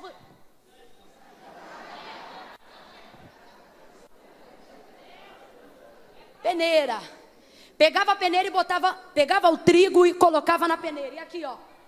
Quando fazia assim e roçava aquela parte da casca que estava craquelada, agarrava no fio da peneira e ó, rasgava. Quando rasgava a casca, quem pulava para fora?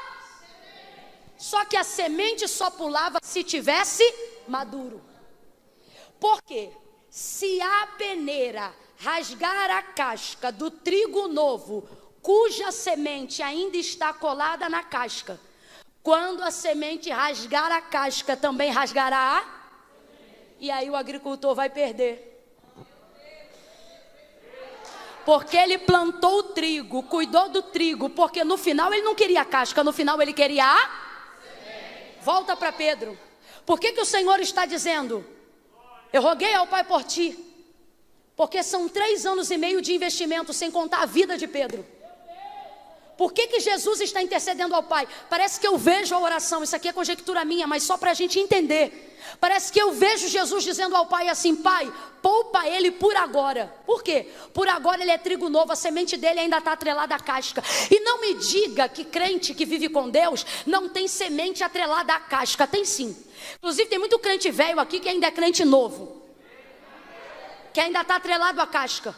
Não, Camila, mas eu não adoro a Deus pelo que Ele faz, eu adoro a Deus pelo que Ele é. E se eu te disser que a única forma de conhecer quem Deus é primeiro sabendo o que Ele faz? É assim que a gente aprende a temer ao Senhor. Você vem pra cá e faz campanha, recebe vitória e fala: eita, esse é Deus então, hein? Aí começa a servir a Ele. Então não me venha com essa história de que a gente não adora a Deus pelo que Ele faz, mas pelo que Ele é. Porque a gente só sabe quem Ele é quando conhece as suas obras. Aí sim já não importa mais o que Ele faz. Porque aí a gente já conheceu quem Ele é. Mas não seja hipócrita. Olhe a sua vida e veja se o seu primeiro contato com Deus foi pelo que Ele era e não pelo que Ele fazia. Porque a única forma de identificar quem Ele era foi por aquilo que Ele fazia. Por isso Ele disse a Moisés: Moisés, conta para essa nova geração as minhas obras, porque senão eles não vão saber quem eu sou. Então não é só pelo que é, começa pelo que faz. E nessa de começar pelo que faz, a gente precisa nesse período ir ver Deus agindo na terra, na roupa que a gente veste, nas portas que a gente abre, na cura que a gente precisa. E à medida que Deus vai fazendo, a gente vai ganhando fé, até que chega um ponto da vida que já não importa mais nada que Deus faça, porque agora a gente já sabe quem Ele é. E aí fica tudo resolvido. É quando a semente já está pronta para sair da... Eu vou terminar aqui, mas deixa eu trazer um último exemplo. Quem já viu crente no último estágio de vida? Eu já fui visitar gente em hospital, que eu pensei assim: Deus, o que eu oro? Eu já sei, eu vou orar para curar. A gente tem que orar para curar. Aí você chega preparado para poder dar a extrema unção dos crentes, para levantar. Aí se for um crente desapegado da casca, ele já interrompe a oração e diz: não ora assim não. Já está solto da casca. Já viu o portão, já viu o anjo, já viu o céu. Você diz: não, pastor, eu vou orar para te curar. Ele diz: não ora não, que para onde eu vou ninguém me traz de volta. Eu já passei constrangimento de ir ajudar a gente, pensando que eles precisavam de mim, e sair de lá pensando assim: meu Deus, como eu preciso de Deus. Solto da... Olha para alguém aí e diga: solta essa casca. Veja aí tua vida com Deus e veja se já não é hora de soltar da casca. Pedro ainda não estava pronto para soltar da casca no capítulo 22, porque ele ainda era trigo novo.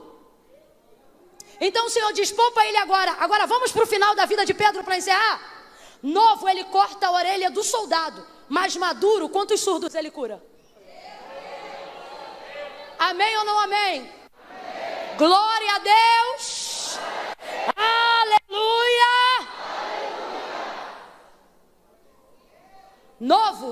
Novo, ele nega o Senhor 3 vezes. Maduro, em 1 hora ele ganha mais de 3.000 de uma vez só. Aí você entende por que Jesus está orando por ele, pode tocar, e dizendo: poupa ele agora. Por quê? Porque o problema não é que ele é joio, e o problema também não é ele ser trigo. O único problema é que ele ainda é novo. Deus não está dizendo que vai livrar Pedro da peneira. Deus só está dizendo que ainda não é hora de cair nela. Camila, então você está dizendo que como crente eu serei provado? Sim, mas Deus não vai te dar uma prova para te machucar. Não, Camila, não. Se você está dizendo que Pedro vai cair na peneira, preste atenção. Quando você está pronto para cair na peneira, você não será mais provado. Não, Camila, não. Deus está dizendo: ei, porque a peneira, quando mexer na tua casca, vai arrancar o melhor de você. Isso significa que a prova para quem está maduro não vem para humilhar ele, vem para colocar para fora aquilo que foi gerado de melhor enquanto ele estava em crescimento. Se você acredita nisso, fica de pé num salto de glória.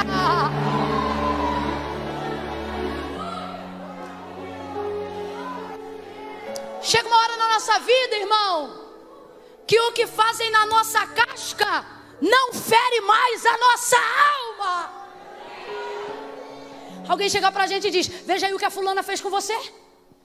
Você viu? Rapaz, eu não vi não. Mas você não tá magoado não? Tô não, bateu só na casca. A alma está guardada, o coração está guardado, a mente está guardada, porque chegou o tempo de amadurecer. Amadurecer. E quando alguém te entregar um rolo e disser: olha, eu vejo uma prova vindo no teu caminho, você não vai para casa chorar não. Você vai para casa dobrar o joelho e dizer: Jeová, manda, porque eu estou pronta para viver o meu melhor momento. Me ajuda a colocar para fora todo o investimento que o Senhor tem feito em mim ao longo do meu crescimento.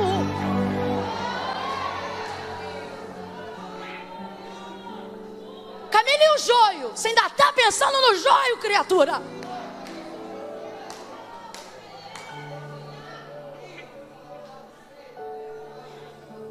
Na hora da peneira, depois que a espiga já era craquelada, arrancava-se a casca então enquanto peneirava. E olha o que acontecia.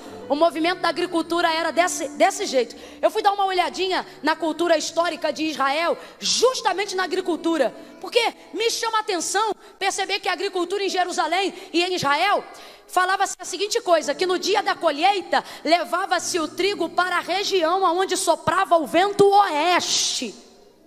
Eu falei: rapaz, por que tem que levar para o lado onde sopra o vento oeste? Aí eu fui dar uma pesquisada.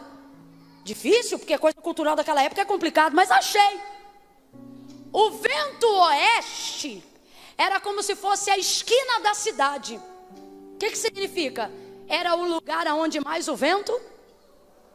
Mais do que isso, deixa eu tentar explicar melhor. Sabe aquela expressão que a gente usa quando o lugar é longe e diz assim: lá onde o vento faz lá passa o vento oeste. O vento oeste é onde ele faz. Já viu a expressão quando alguém diz: te pego? Por que a curva é tão estigmatizada? Vou te dizer por quê.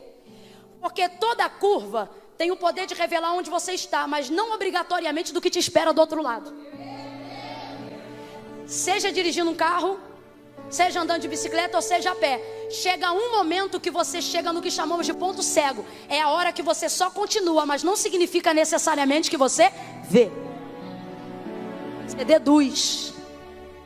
Eles levavam e faziam a colheita do trigo e a separação da peneira na região onde soprava o vento oeste, que significa que é onde o vento faz porque ali o vento soprava o que restava para um único lado, e assim ficava separado o trigo da casca, o joio do trigo. Olha o que acontecia: botava na peneira.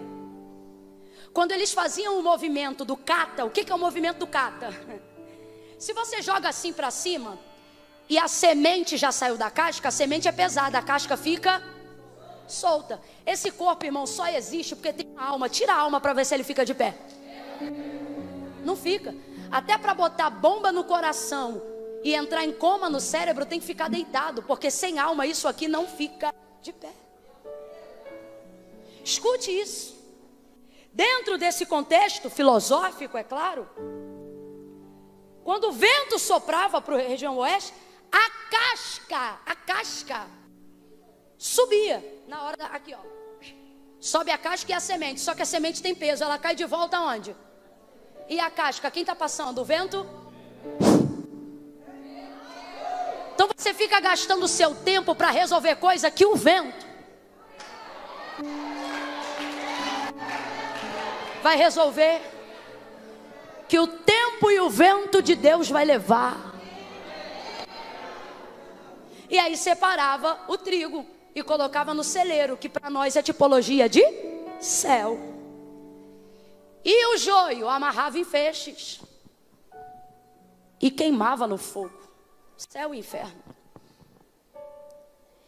Eu queria muito nessa manhã falar só do janeiro profético, consagrar o mês de julho, como fez o pastor. Mas eu estava aqui ainda ministrando e eu tomei um susto. Porque o Espírito Santo disse assim para mim, nessa manhã de domingo, porque manhã dominical, a perspectiva que a gente tem é só tem crente na igreja. Pô, manhã de domingo. E o Senhor falou para mim, sim, é crente, só não está salvo ainda. E eu digo, como não está salvo, Jesus?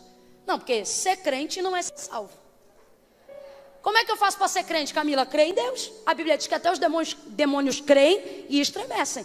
Significa que alguns demônios têm mais respeito e reverência do que muita gente. Mas Camila, como é que eu faço para ser salvo? Para ser salvo tem que fazer o que Jesus falou. Confessar Ele diante dos homens. Aí eu estava aqui e o Senhor falou para mim, essa manhã é manhã de salvação. Aí aquela hora que a gente faz assim na cabeça, nada a ver. Aí o Senhor disse para mim, essa manhã é manhã de salvação. Aí eu, e estou eu aqui até agora pregando e numa guerra com Deus. Falei, vou terminar orando. E o Senhor diz, orando pelos que vão se salvar nessa manhã. Aí parece que a gente quer ensinar as coisas para Deus. Dizer, Deus, você não está vendo que não tem lógica fazer convite numa manhã de domingo. Aí Deus disse assim para mim, tem muita gente aqui que está achando que é joio, porque estava esperando eu, o Senhor, chegar aqui e dizer, você não é joio, você é trigo novo. Trigo novo às vezes está afastado do centro da vontade de Deus, está distante do propósito de Deus para a sua vida.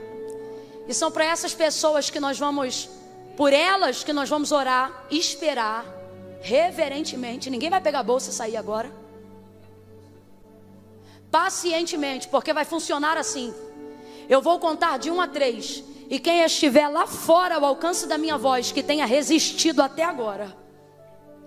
E quem estiver aqui na nave da igreja até agora, cara de crente, jeito de crente, adora como crente, mas está afastado dos caminhos do Senhor. E talvez você até diga, não, Camila, eu não sou crente não. E eu digo, é sim, porque numa manhã de domingo, você na casa de Deus, você é crente, você só precisa ser salvo. Não, Camila, eu não sou crente não, eu venho porque eu gosto. Você ama ao Senhor. Não, é que eu não sou crente não. Que não crente é você? Na hora que a coisa aperta, você conhece o nome de um monte de santo, mas chama o nome de um só. E ainda é fervorosa, você diz, há poder no sangue de Jesus. Só que Deus está dizendo, até quando? Você será crente de coração, mas não será salvo. Ah, Camila, mas se está no meu coração, Deus sabe. Sabe, mas não concorda, porque não foi Camila, não foi Assembleia de Deus, não foi religião. Foi Jesus que disse, aquele que me confessar diante dos homens, eu também o confessarei diante do meu Pai que está no céu. Olha o que ele disse. Mas aquele que se envergonhar, a maioria das pessoas que ama a Deus só não confessam o desejo de terem com Ele uma aliança, não porque não o amam, mas porque sentem vergonha de se posicionar. Quem conhece a minha história sabe. Numa manhã como essa, na verdade era noite, mas eu me lembro, eu peguei o corredor de uma igreja lotada de gente, primeira igreja batista da Posse. Sábado eu ia para o baile, domingo eu ia para a igreja. Sábado eu ia para o baile, domingo eu ia para a igreja. E eu me sentia um Pedro dizendo que amava, mas que não conseguia praticar. E eu dizia, quer saber? Esse negócio de crente não vai dar para mim não. Só que eu entendi que como eu estava era um momento, Deus via quem eu era. E Ele estava disposto a trabalhar no meu caráter. Mas só tem uma coisa que Deus não está disposto: a tomar a atitude por você. Quem tem que sair do lugar é a gente. E eu me lembro que eu estava com o tênis surrado do baile, peguei o corredor, bermudinha, barriga de fora, acredite nessa desgraça. Camisete do piu-piu. E parei aqui no altar de Deus. Eu imagino as pessoas me olhando e pensando, isso só pode ser joio. Tá na praça, no baile toda semana, isso é joio. E parece que eu vejo Deus do céu dizendo, calma, é trigo novo. E novo vai dar trabalho, mas maduro vai dar trabalho pro inferno. Como disse Paulo, faço dele as minhas palavras. Não que eu me veja pronta, prossigo para o alvo, mas também já sei que não estou aonde estive, para lá jamais voltarei novamente. Deus fez tudo o que fez na minha vida e muito mais Ele ainda tem a fazer. Olhe para mim, porque eu só estou falando de mim para chegar em você. Não quero falar de mim, quero falar do que Deus tem para fazer em você. Você diz, Camila, você está dizendo que eu sou trigo? Eu estou afirmando Nós temos aqui muitos cristãos, crentes, homens e mulheres de Deus, servindo ao Senhor nessa manhã. Mas tem gente aqui que tem cara de crente, jeito de crente. Adora como crente, ama ao Senhor mais até do que muito crente. Mas na hora de fazer uma aliança não vem porque tem vergonha. Ou porque diz assim, eu estou explicando, tá? Não estou espiritualizando não. Depois que eu resolver um problema, Camila, eu vou, porque eu tenho um problema para resolver. E para mim, servir a Deus é coisa séria. Se é coisa séria, coloca Ele hoje em primeiro lugar. E o que tem para resolver depois, amanhã.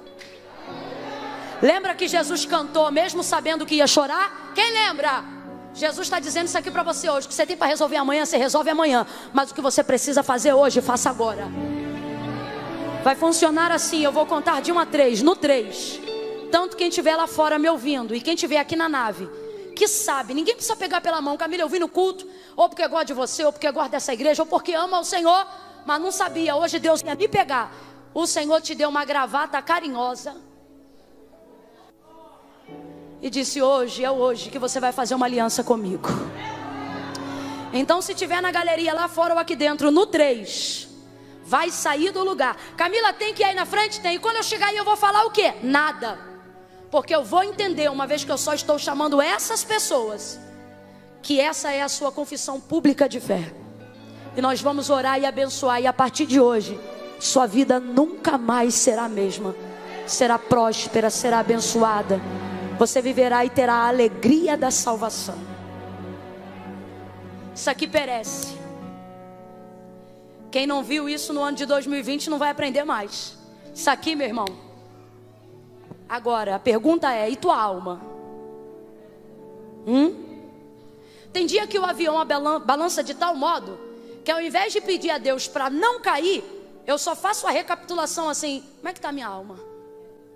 Aí eu vou lá e digo, Senhor, se acontecer alguma coisa, recebe meu espírito. E na hora isso me dá paz. Se vai cair ou não, já não faz mais diferença para mim. Sério. Você diz, eu preciso de dinheiro, eu preciso de casa. O Senhor está dizendo, você precisa de alegria da salvação. Não, Camila, mas olha só, é que eu tenho uma situação tico-tico no fubá para resolver. Vem tu, tico-tico e o fubá, e traz os fubazinhos tudo junto. Não, Camila, é que minha vida está um rolo. Meu filho, traz a pipa, a rabiola, e nós vamos te mostrar o cerol do céu nessa noite, nessa manhã, perdão. Vem do jeito que você está. Camila, mas eu me sinto constrangida. Constrangida eu também me sentia. Mas para Pedro nascer, Deus tem que despertar o Simão. Então você tem que vir do jeito que você está, ok? Camila, eu sou de uma igreja aqui perto, vou aí na frente receber oração. Posso? Não vem que eu não estou te chamando. Só estou chamando, independente de igreja ou de região, quem sabe que se afastou. Você até deu saiu fora, voltou, mas quer ficar quietinho. O Senhor está dizendo, falta um conserto. Tem que ir lá hoje reatar a nossa aliança. Então, Camila, eu sei que sou eu. Não me importa com quem você está, onde você está, qual é o rolo da tua vida. Se você fuma, se você bebe, nada disso interessa. Isso aí você resolve amanhã. Você precisa resolver o que tem que ser resolvido hoje. Eu dizia assim, quando eu largar o baile, eu vou conseguir servir a Jesus. Quando eu largar, aí, por isso eu nunca consegui entregar a vida para Cristo, porque eu ficava esperando eu largar o baile. Quando eu largar o baile, eu vou servir a Jesus. Quando eu largar o baile, eu vou servir a Jesus. Aí um dia Jesus disse para mim, quando você se apresentar diante de mim, eu te ajudo a largar o baile. Aí eu larguei o baile. Por quê? Porque não é que a gente não quer consertar. Quando a gente quer, a gente fala de coração. Mas ó, é enganoso. Jesus disse, sem mim nada podeis fazer. No 3, lá fora, aqui dentro, galeria, aonde tiver alguém que entendeu, Camila, foi para mim, Jeová me pegou nessa manhã, é comigo o negócio. E eu vou fazer uma aliança com esse Deus, que é o meu Deus, porque Ele já é o teu Deus nessa manhã. Camila, mas e o meu coração? É coração, mas só vai valer salvação se confessar. E hoje a tua confissão é vir aqui ao altar. Não precisa falar nada aqui, mas vai ter que sair do lugar e vir aqui. Eu conto 1. A igreja me ajuda agora em oração, porque tem gente aqui, por mais incrível que pareça, mas Deus disse para mim, você vai terminar a sua parte do jeito que eu estou falando, porque tem alguém meu aqui, eu vim buscar, assim diz o Senhor. Eu conto 2, igreja, comece a orar, mas ore mesmo. Ore mesmo. No 3 você canta, tá, filho? 2,5, Camila, sou eu tô afastada. Você falou pra mim. Deus falou comigo, sou eu. Ele vai salvar a minha alma nessa manhã. É a minha alma que precisa ser salva. Foi comigo que Deus falou aí enquanto você pregava. Quando Deus disse que era manhã de salvação, Ele estava falando da minha alma, Camila. Então vem. Então vem, aonde quer que você esteja. Aonde quer que você esteja. Os obreiros me ajudem trazendo para bem próximo do altar. Porque quando Deus falou que era manhã de salvação, eu não sabia que eram tantas. Traga para bem perto do altar. Cola aqui no altar. 2,45. É você? Tira o pé do chão e continue caminhando. 3. Continue adorando, continue adorando. Traz para perto. Traz para perto. Quero conhecer mais dele. Eita, que ele tem uma obra muito linda, aleluia. Oh glória! Oh glória! Que bom que o Senhor voltou. Senhor Deus me fala assim, que bom que o Senhor voltou. Eu acho que Ele já te conhecia, hein? Aleluia!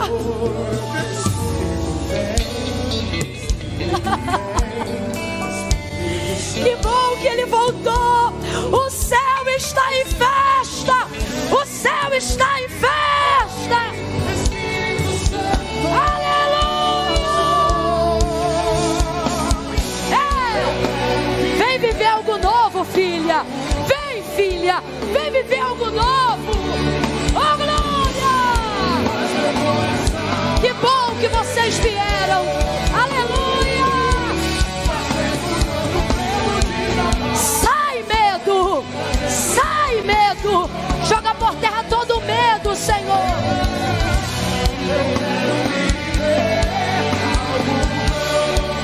Aleluia! Faz meu coração arder de novo. Estenda a sua mão em direção ao altar de Deus e ministre isso sobre a vida deles. Ministre isso sobre a vida deles.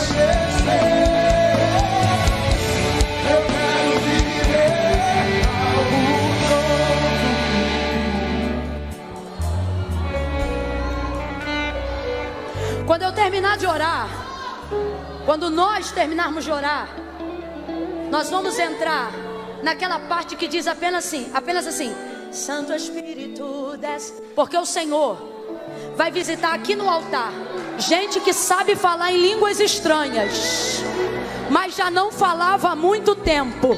Você vai falar em línguas, você vai falar em línguas, porque o Senhor falou comigo que aqui no altar, ou o senhor de camisa azul aqui, ó, chama ele pra mim, por favor. Chama ele pra mim, olha pra mim, olha pra mim. Olha pra mim, olha pra mim, olha pra mim. Olha pra mim, olha pra mim. Você vai falar em línguas nessa manhã. Vai falar em línguas. Fale em línguas. Seja renovado. Seja renovado. Prepara aí que nós vamos orar. Estenda a mão. Tem gente aqui que conhece essa palavra que eu estou pregando. E Deus está dizendo, você vai pregar de novo. Chama essa moça de rosa aí para mim. Chama ela, catuca ela, é você mesmo. Você vai meditar nesse livro de dia e de noite, porque você vai pregar a minha palavra. É, assim diz o Senhor. Tem gente aqui hoje que está vindo fazer uma aliança com Deus pela primeira vez. A partir de hoje, a vida de vocês nunca mais vai ser a mesma. Quando esse jovem e o menino cantava, fazendo todo medo desaparecer, Deus me mostrava ele pegando assim como se fosse uma nuvem preta, e eu dizendo, Deus, o que é isso? E ele dizia, isso é o medo que eu estou tirando. Tem gente que está, escute, tem gente que está no altar aqui agora e está dizendo, Camila, eu estou aqui no altar, mas eu estou com medo de não honrar essa aliança que eu estou fazendo. Deus está tirando esse medo, e você vai sair daqui com certeza dizendo, nunca mais eu vou sair da presença de Deus, nunca mais. Estende a mão, vamos orar, igreja. Pai, em nome de Jesus, por cada uma dessas vidas que estão diante do teu altar, nós te glorificamos. Desculpa, Jesus, eu acho que a igreja não ouviu. Por cada uma dessas vidas que hoje estão aqui no teu altar, nós te glorificamos. Nós te glorificamos porque nesta manhã salvação e glória chegaram a esta casa. Nós te glorificamos porque o Senhor disse que seria uma manhã de salvação e está sendo uma manhã de salvação. Recebe essas pessoas na tua presença. Evidencia nelas o poder que há no teu sangue. Perdoa os pecados. Joga por terra toda a culpa. Joga por terra toda a acusação. Joga por terra onde havia legalidade, obra do maligno. Seja cancelada agora, em nome de Jesus. Começa uma nova história a partir de hoje. E dá continuidade à história que o Senhor começou a escrever, mas que por um tempo foi interrompida. Dá continuidade cumprindo promessas antigas. Nós ministramos sobre eles como igreja a alegria. Alegria, alegria, alegria, alegria, alegria, alegria, alegria, alegria, alegria, alegria, alegria, alegria, alegria. A alegria da salvação nesta manhã. Eles vão sair daqui hoje, Senhor, eu te imploro. Coloca neles muita alegria. Que eles saiam daqui com gozo na alma tão grande, que eles venham dizer: isso só pode ser o Senhor. Só pode ser o Senhor. Enche os corações deles de alegria. Como ministros de uma nova aliança e sacerdotes de uma nova geração, nós te pedimos, liga no céu, porque tu disseste que tudo o que ligássemos na terra seria ligado no céu. Nós estamos aqui em bem mais que 2 e nós ligamos na terra e te pedimos, liga no céu. Em nome de Jesus nós os abençoamos. Quem concorda diga.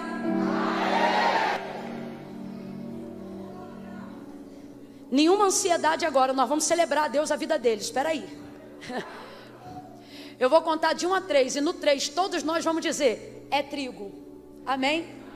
A palavra dessa manhã é essa: é trigo. No 3 você vai fechar comigo e vai dizer: é trigo. Amém? Ai, Camila, acaba logo que eu quero ir embora. Quem ir embora vai na paz. Só não me obrigue a terminar agora, porque você já é crente e acabou para você. Porque lá no céu essa festa está começando agorinha. Agorinha. Agorinha. Eu vou contar 1, 3. Vocês vão dizer: é trigo. E nós vamos aplaudir ao Senhor por essas vidas. Amém? É 1, é 2, é 3. É o quê? Aplauda ao Senhor por essas vidas.